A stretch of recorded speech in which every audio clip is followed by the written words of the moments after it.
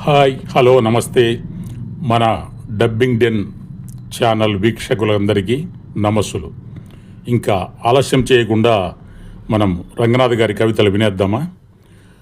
మొదటగా మీరు వినబోయే కవిత పేరు ప్రగతి గతి. రథాన్ని లాగేవాళ్ళు కొట్లాటలో మునిగిపోయారు. ప్రగతి రథం ఆగిపోయింది. రాజకీయ పార్టీలు పరస్పరం నిందారోపణలలో నిమగ్నమయ్యాయి. దేశాభ్యుదయం స్తంభించింది.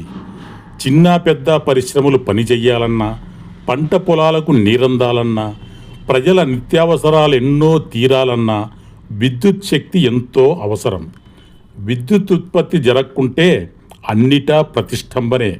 అసెంబ్లీ పార్లమెంట్లలో వితండవాదాలు, నిరంతర వాయిదాలతో ప్రజా సమస్యలపై చర్చలు సజావుగా సాగకుంటే ప్రజా జీవితం అస్తవ్యస్తం, అయోమయం. కేకల అరుపుల గోలకు పెట్టింది పేరు పూర్వం చేపల బజారు. ఇప్పుడు ఆ ఖ్యాతిని దక్కించుకున్నది చట్టసభలు. సర్వమానవ సౌభ్రాతృత్వం కోసం పరితపించే నాయకులు కరువైతే దేశంలో ప్రజాస్వామ్యం కాజాలదు అర్థవంతం. ఇంకా రెండో కవిత పేరు మరణం.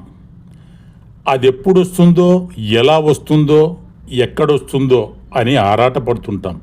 ఫలానా అప్పుడు ఫలానా విధంగా ఫలానా చోట వస్తే నయం అనుకుంటాం. దాని రాక ముందుగానే తెలిస్తే మనం ఊరుకుంటామా? సర్దుబాట్లు, వాయిదాలు కోరకపోతామా? కట్న కానుకల ఆశ పెట్టకపోతామా? అందుకే అది గుట్టు చప్పుడు కాకుండా వస్తుంది.